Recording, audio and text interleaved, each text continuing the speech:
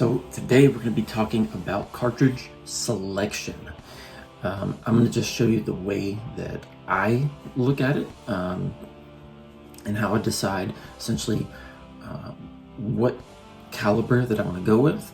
And then it gives me a good basis of what bullet I'm going to start using to reload. I reload for all of my calibers that I shoot.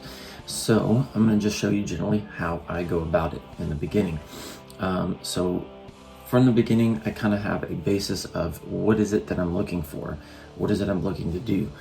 Typically, for the most part, it's going to be long range shooting, obviously. It's going to be the distance that that bullet is capable of. So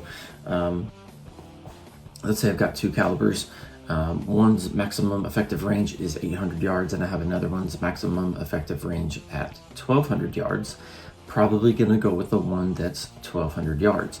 I'm also going to consider things like recoil, ammunition availability, component availability, because I'm going to be reloading. But the other thing I really look at as well is factory ammunition. I tend to try to use something like a bullet or a setup that I can also get in factory ammunition. So one example of that, for my 6.5 Creedmoor, I'm using 147 grain ELDs.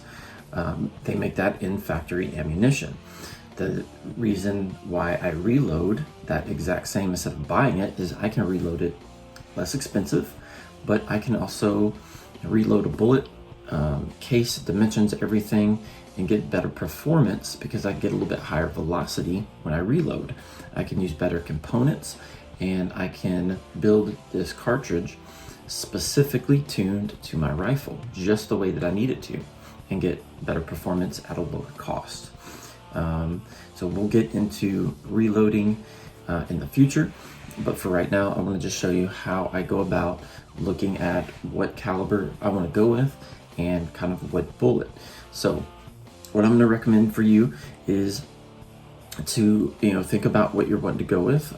If you're just long range shooting only, shooting paper, steel, if you're going to be using the same rifle for a hunting application as well, take all that into consideration as well as ammunition availability.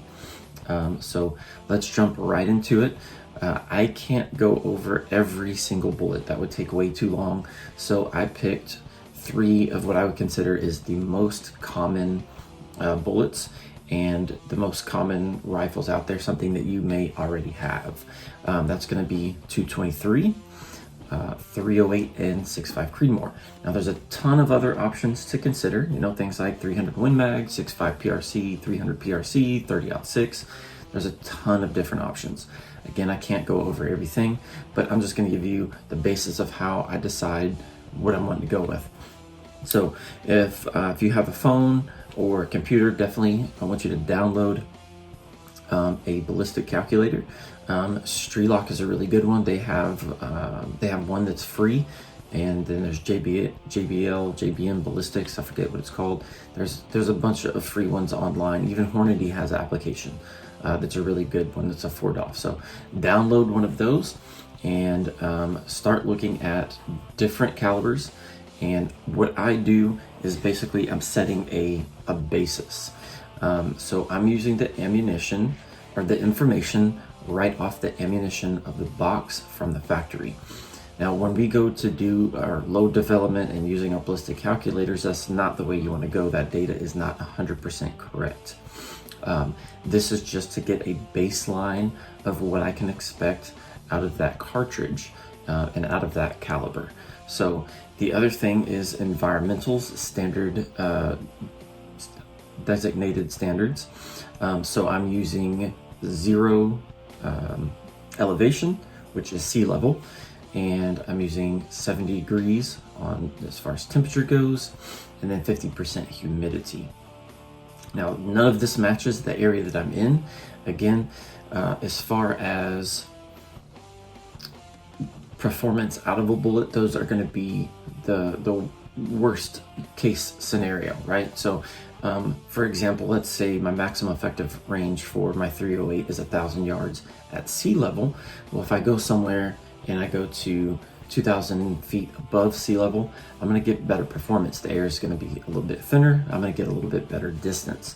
So this just gives me a baseline. It makes it easy.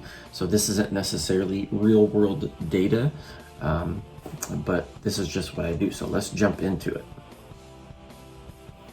Okay, so we are starting out with 223.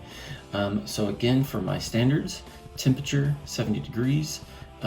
Pressure, I'm using 29.53. That's what this says zero elevation was. Now, if that is actually the case, I'm not 100% sure, but everything is going to be all the same on this. Humidity, 50%. So if you have a 223 or like an AR, I would recommend, if you're going to be setting your AR up for long range shooting, is going with a barrel, something like a bull barrel, with a 7-inch twist. We'll get into more of that into the future, but with heavier bullets, we're going to need a faster twist rate. So for right now, this is for factory ammunition Hornady VMAX 55 grain. So if we look at our table, the first thing that I go to is going to be distance. Now we want our bullet to remain subsonic, so we're going to set that for Mach 1.2, which technically is not it's 1350. For this application, I'm going to say 1300. So at 1300 feet, this gives us a maximum range of 625 yards, which is at just a little over 1300 feet. The other thing, if we're using this in a hunting application, we need to consider foot pounds. Now, I don't know what the proper foot pounds are. It is recommended for what animal. From what I understand, it's something like a minimum of 500 foot pounds. So we need to kind of consider that as well when we're doing this. So in this situation, with a 55 grain bullet, I can get some pretty good distance, 625, but foot pounds is only 212. So that may not be the direction that we want to go. So let's say our minimum is 500 foot pounds. So here, we'll say 350 yards with that 55 grain bullet, 497. That's not a very long distance if we want to do something for long range shooting and hunting. So this might not be the best way to go, but if you're only doing long range shooting and you already have an AR, you can swap out the barrel and with that bullet get some pretty good distance. So let's stick with 223, but we are going to change up our bullet and go with a heavier bullet. Let's look at the factory boat tail hollow point, 75 grain. Now with these bigger bullets, again, we need a faster twist rate. If you have something like 1 in 9, this bullet's probably not going to work for you. I would definitely recommend going with a 1 in 7 twist rate. So let's look at the data on this one. Again, I always start with distance. So we can see we get much better distance out of this heavier bullet. It has a higher BC, all the way out to 800 yards. So now we are getting into the realm of long range shooting and that long distance. If we're considering possibly using this for hunting at 800 yards, 286 foot pounds. So we need to consider if we're going to be have a 2 applications for this rifle or not. But let's say we want to, we're going to go this range and we are going to be going to 500 foot pounds, 495 to be technical, but that gets us all the way out to 525 yards with 500 foot pounds. So maybe now that is acceptable for us. 500 yards is quite a long ways to be taking a shot. With the 223, I personally probably wouldn't do that, but I'm showing the data. So let's go to another cartridge. This is the ELD Match 75 grain instead of the ELD boat tail hollow point. So let's see what that looks like. This is going to give us again a higher BC. So all the people that say, well, 223 is not good for long range, I'm going to say it's not great, but in this situation, look at that, 950 yards with a 223, and that gives us 284 foot pounds of energy. So that's pretty far. Now, if we go down to our 500 foot pounds, that's going to get us all the way out to 600 yards. Now, again, with the 223, I personally wouldn't do that. but again, just giving the data. So now we're in the realm of long-range shooting and getting some pretty good distance when it comes to hunting, if that is your application. So using a 223 with these heavier bullets might be the way to go for you. So let's go ahead and switch rifles. We're going to go over to 308, and we're going to kind of compare that to the 223. So let's start off with my actual data, the 175. I like the 175 Sierra Match King just because it's one of the first bullets I shot, and I had very good success in it. So let's take a look at that one. So starting with distance, 1,300 feet. I'm sorry. Yeah, 1,300 feet per second. That gets us all the way out to 900 yards. Now, in a hunting application, minimum 500 foot-pounds. Well, at 900 yards, I'm going to have 656 foot-pounds. So now I have a rifle that's going to get me that distance, and at that distance, I have acceptable foot-pounds if 500 is our minimum. Now, let's say we want to go with a larger animal, and we need at least 1,000 foot-pounds. Well, we can see at 625 yards, that is going to give us that 1,000 foot-pound range, which is a pretty good distance for hunting. So now we're really looking at a realm of long-range shooting and good distance in foot-pounds for those larger animals and even some smaller animals. So maybe you're deciding between 223 and 308. In this situation, I would probably go with 308 if I'm looking to buy a new rifle. So let's look at a different bullet and see what that one comes up and how that looks. So let's go with the 168 ELD match. Again, looking at distance, and that's going to get us all the way out to 1,000 yards. And at 1,000 yards, we're going to have 648 foot-pounds. So that's really getting out there. That's a really good performance. Let's say we're going, you need 1,000 foot-pounds of energy. At 1018, that's going to get us 700 yards. So now we're looking at something that would be very good for those longer shots on some little bit larger animals. So that might be the way to go. Get better distance with a little bit heavier. Actually, this is a lighter bullet, but a little bit higher BC. So now let's take a look at the 178 grain Hornady. And that's saying that this bullet's only going 2,600 feet per second. And let's look at, wrong button. Again, always start with distance. 950 yards. So in this situation, compared to the 168, it is a heavier bullet, has a little bit higher BC, but it's going just a little bit slower. That BC isn't outweighing the feet per second. So it actually is going to drop us back a little bit. But at 950 yards, that gets us 678 foot-pounds. So if you're doing any kind of hunting, you have a lot of foot-pounds out to that range. Now, if we're looking at 1,000 foot-pounds, again, that gets us all the way to 700 yards. So really good performance there. Let's see if that, I think that was 3. Yep. Okay. So now let's go ahead and switch to my personal favorite, the 6.5 Creedmoor, and see what this looks like. So we are going to go with the 140 grain Hornady ELD match.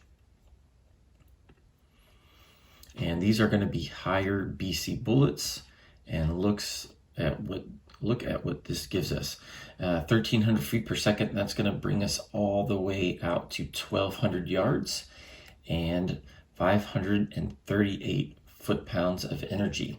Now let's back that up to 1,000 foot-pounds of energy. That's going to get us all the way out to 725 yards. So now we're getting better performance and a lot longer distance. Now, what I use in my 6.5 is the 147 grain ELD. So let's look at what that looks like. So as far as distance, that really starts pushing out there. 1,300 feet per second, that's going to get all the way to 1,300 yards at 551 foot-pounds. I'm definitely not taking a shot at a live animal at 1,300 yards, but that foot-pounds are there. So if we back this up down to, go over to 1,000 foot-pounds, there's 1,000 here. That gets us all the way out to 825 yards. That is pretty incredible.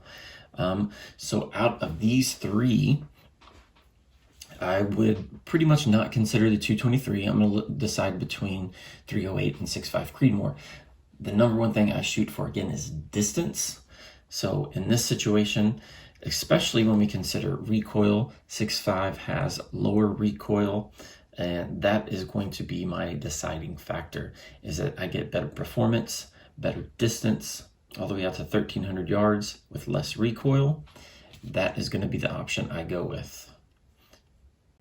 So generally speaking, that is kind of how I decide on what cartridge that I'm wanting to go with, and then my starting point for reloading for that rifle and for that cartridge. It gives me just a general basis of what I'm looking for. And then once I decide on caliber, then that's kind of where I start looking into a kind of rifle that I want to get. And again, this is just a general thing. If I want a little bit better performance, I can go from, let's say, a 20-inch barrel to a 24-inch barrel, increase that distance, or maybe I want to do a 26-inch barrel, increase it even more. These are all things to consider. Again, just do a little bit of homework, really think about what cartridge you're wanting to go with. If you're like a lot of people, you'll probably end up doing, a couple different rifles.